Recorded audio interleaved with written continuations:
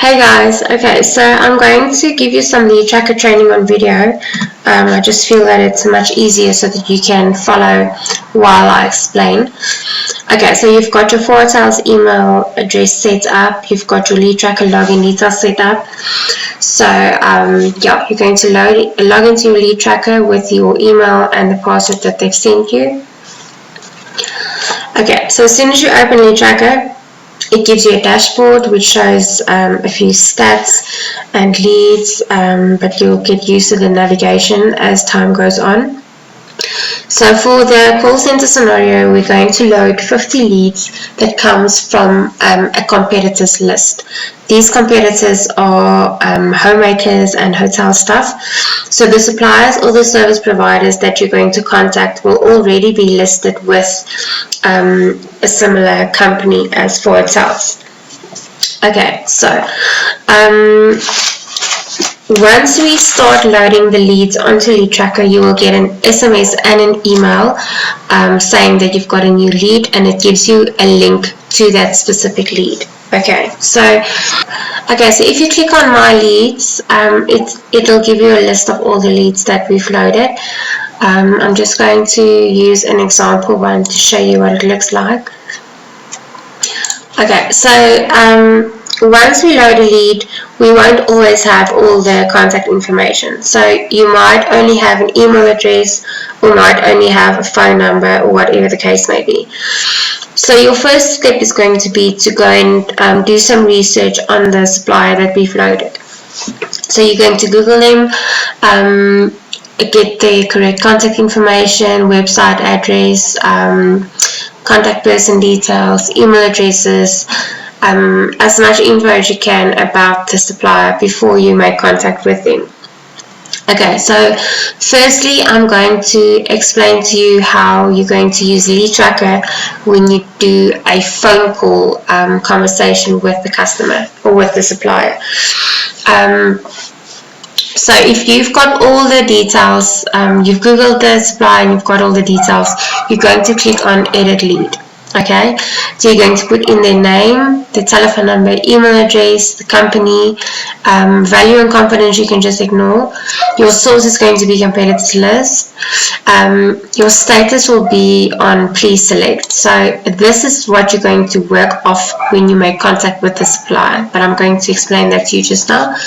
Assigned to will obviously be Theodore. Interested in, this is going to be the category that they fall under. In this case, Denise is a graphic designer, so you put in their graphic designer. Okay, so if you've got a telephone number and you're going to make phone call contact with this supplier, you're going to take your status. Let me just explain the statuses to you quickly. If you click on status, it gives you a drop down. So you are going to work off 1 up into 8. The ones with the D in front stands for Denise, which is me. So you're just going to ignore that. You're just going to work off the first 8. Okay.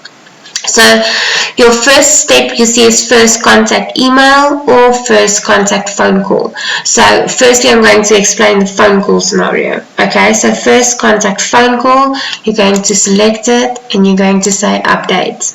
Okay, so now you're going to make the phone call to your supplier. You're going to give your whole pitch, go through your entire script. And okay, so the first option for the supplier is to do the registration and the mandate telephonically. Okay, so very important, you need to record your phone calls if they do the telephonic mandate, because we need that as proof for the mandate, and so that Netcash can approve their debit order. Okay, so if they do want to do the registration online, or if they do want to do the registration telephonically while they're on the phone with you, you're going to use a registration and mandate telephonic Word document, which I'm going to email through to you. Okay, so this is the complete mandate that we've got. You're literally going to read through everything and capture all the details. I'm just going to go through it quickly. So company trading name, contact person, registered name, contact numbers, VAT number, email address, registration number, BEE status, blah, blah, blah. You're going to click if they're national or international. How did you hear about us? In this case, it will be call center. Which province they are from. Subscription option is important. Do they want to go standard package or premium package? And then a brief description of what they, the product that or service that they provide. Okay, so debit order mandate, which gives you authority to get the payment instruction going. So you're going to say given by name of account holder. So this is going to be the company name or the person's name who's got authority over the account, the bank, branch and the code, account number, the address, subscription option, debit order date. They've got the option of 1st of each month or 7th of each month. To check account, or account type, check, savings or transmission. Debit order contract date will be the day that you're making the phone call, and with signature you're just going to type the telephonic, telephonic agreement.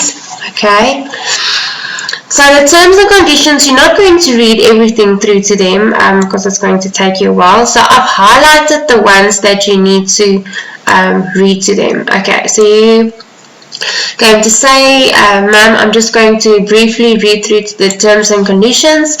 So this agreed authority and mandate refers to our contract dated as stipulated above.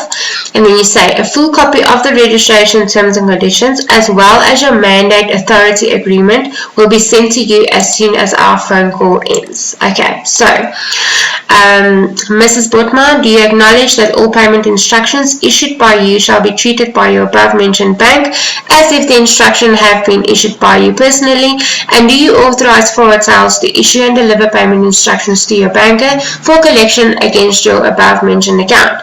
If they say yes, accept and agree. Read the cancellation, accept and agree. Assignment, supplier name, where it says supplier name, you obviously give the supplier name. Okay, read.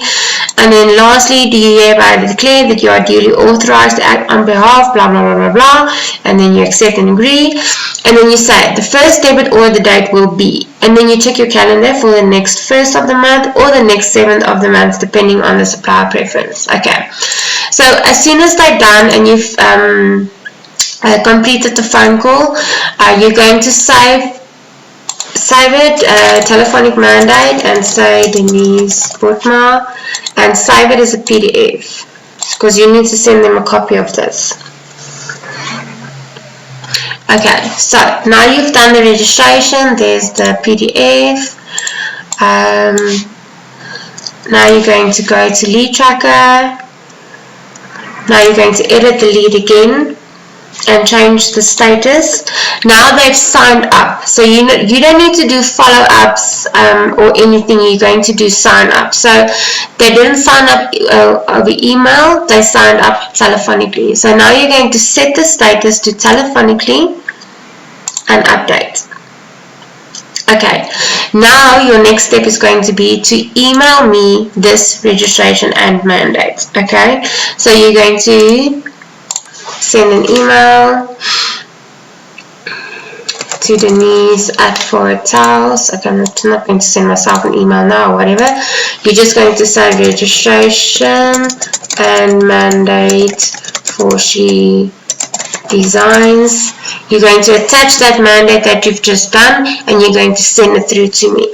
So what I'm going to do then, I'm going to make sure that they get listed onto the website, and then I take them off your lead tracker, but I make I've got an Excel spreadsheet that I load all the leads on so that we can keep track on which leads come from which call center consultant or whatever. That's just for income and commission purposes.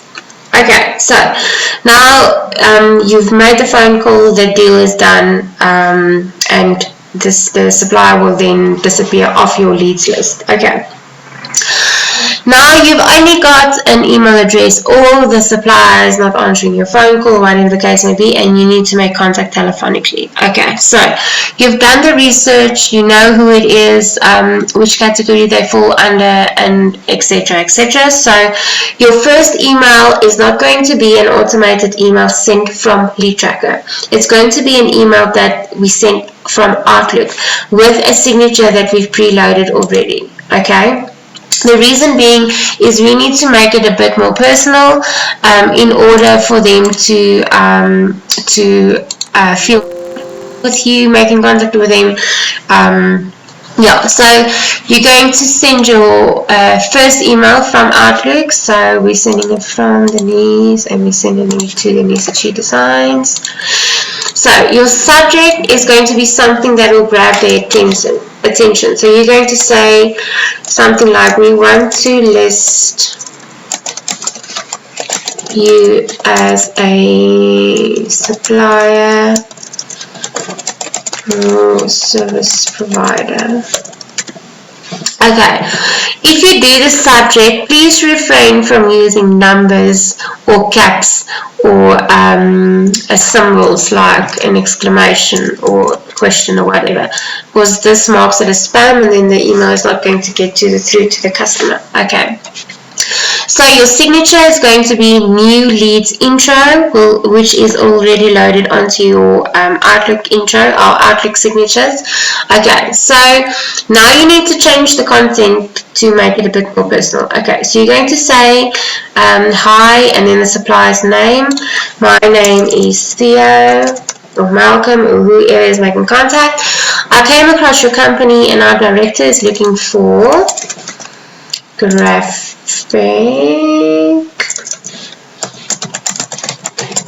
designers to list on our directory. We have over 21,000 companies, blah blah blah, and it's got an image, link to the website, video, and then you send the email. Okay, so then the email comes through to Denise that She Designs. She then can go through to the website or the video or whatever, and then if she decides to register online and not get in contact with you, Lead Tracker will pick up that the lead is a duplicate when I receive it, and then I can go and check, okay, where the lead is.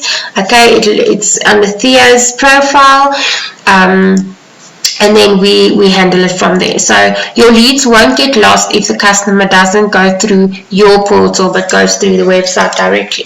Okay, so then on Lead Tracker, you're going to edit your status to one first contact email introduction, because you've made first contact via email. Okay, and then update. So then we give the suppliers 48 hours before we make contact with them again. So you're going to make an email reminder for yourself, click on add, email reminder, and then 48 hours from now will be on Friday. And you're just going to make a note for yourself, follow up on lead, and then add. Then in 48 hours from now, Lead Tracker will send you an email saying, hi Theo, please remember to follow up with this lead. Okay, so I'm quickly going to go through all the statuses and explain to you how they work and what they look like. Okay, so status 2, okay, once you've sent the email, now it's 48 hours later and you need to do a follow-up. So your first follow-up, as soon as you click the follow-up and you update the status, then Lead Tracker automatically sends an email through to the supplier. So this is what the first follow-up looks like. So it says, hi Denise, just checking in to see if you received my previous mail. Then it explains the hotel and hospitality expo. It's got an image with the expo details, another image with our signature details, and then that gets sent to the supplier directly. If they reply on this, it will reply directly to your email address. Okay, so you'll get the reply immediately. Okay, so you've sent the first follow-up. Now remember to set your email reminder every time. Add email reminder for 48 hours from now. Okay, so step 3 is follow-up 2, which is another follow-up email. I'm going to show you what it looks like. So this one explains the tenders for you feature, gives an image that shows the tender notification. So it's just sends them an email explaining the tenders. Your next step is follow up 3. And that sends them an email just giving them some facts benefits which they can read through, and with every follow-up email it gives them a link to register as a supplier as well. Okay, your next one is follow-up 4. We've got 5 follow-up emails preloaded for you. So number 4 is it explains the packages. So your standard supplier package $2.99 and what that entails, and premium suppliers $4.99 and what that entails, and it's also got the images attached. Okay, and then your last one, follow-up 5. Looks like this. So this one just gives some stats for the supplier, potential customers, targeted emails, visitors on our webpage, and just got an image as well explaining everything in a nutshell. Okay, so now the supplier has come back to you and said, okay, hi Theo, please sign me up.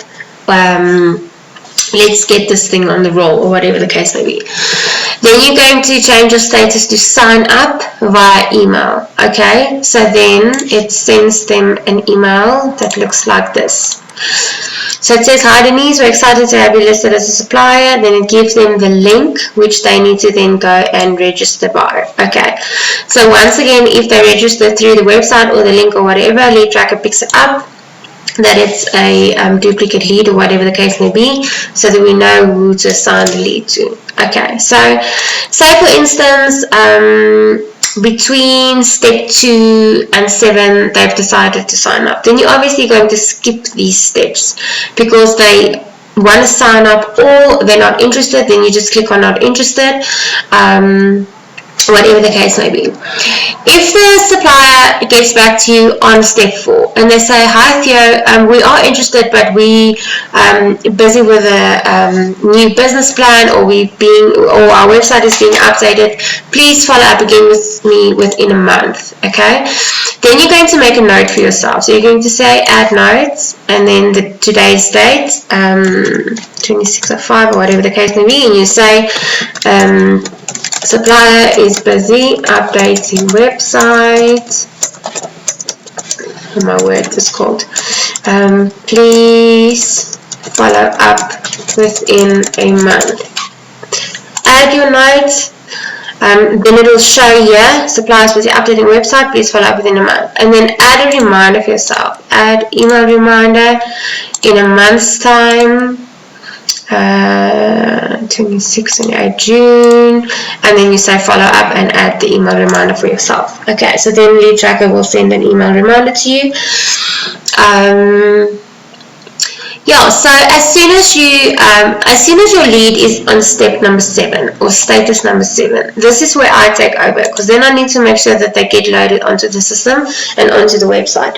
So when your lead is on 7, I will log into your Leadtracker account, say 2 or 3 times a week, and then I reassign the leads with step number 7 to myself. Then I know, okay, now I need to take over and get the registrations finalized.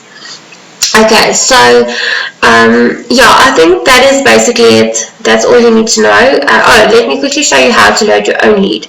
So if you've got a lead that you've Googled, or you've got your own lead from another list or someone you know, whatever the case may be, you're literally just going to go to add lead. You're going to put their name, number, email, company.